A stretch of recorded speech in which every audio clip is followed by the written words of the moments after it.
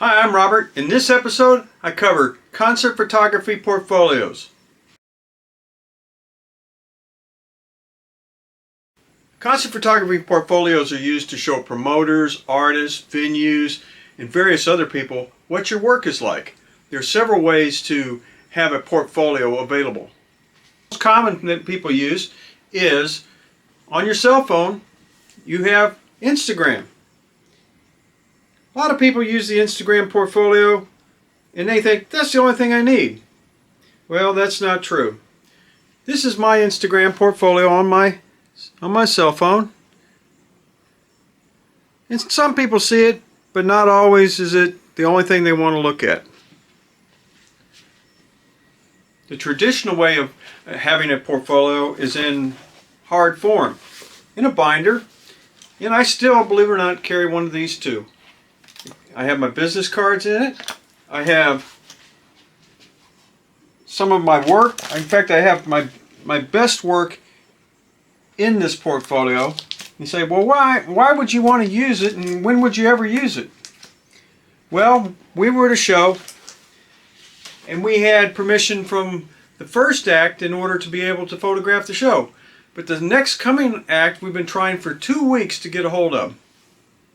Couldn't get a hold of her.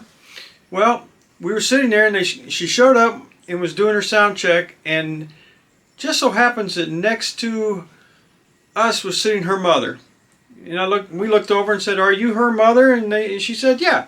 So we said, we've been trying for 2 weeks to get a hold of her in order to be able to photograph her, and we'd like to do it. So what we did, we took the portfolio, showed her the portfolio. She looked at it and goes, "Okay." She called her daughter over. First thing her daughter did was look at the portfolio and listen to what we had to say. And out of her mouth comes, "Oh, hey, that's Cody. Look at that." The next portfolio idea is to have a good quality website. Something simple and to the point. You don't want to overpower it, and you want to keep it where people can access it quite easily. So I'll tell you the thing with the portfolio on the website, you also, if you can, you want to get your own domain.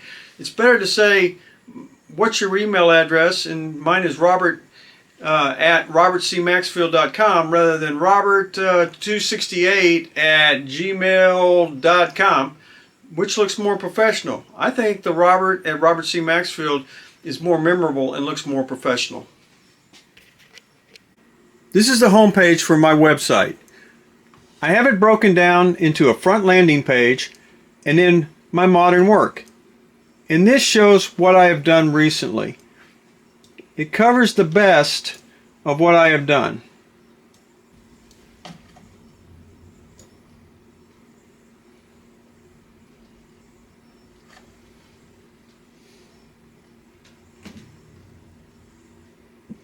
It gives larger images than what my Instagram provides, and gives an idea of what my work is like.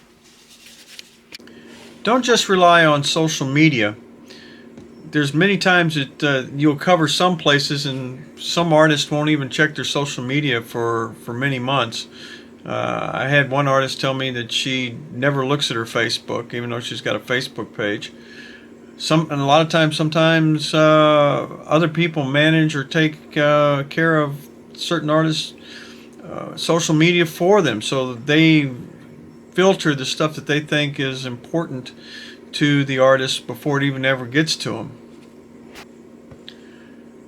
Do not rely on just one source of social media. I want to understand TikTok, Facebook, Instagram, Snapchat, Twitter, YouTube. They all have their pluses and minuses, and the more diversified, the more spread out you are, the more of a chance that someone will actually see you and recognize you.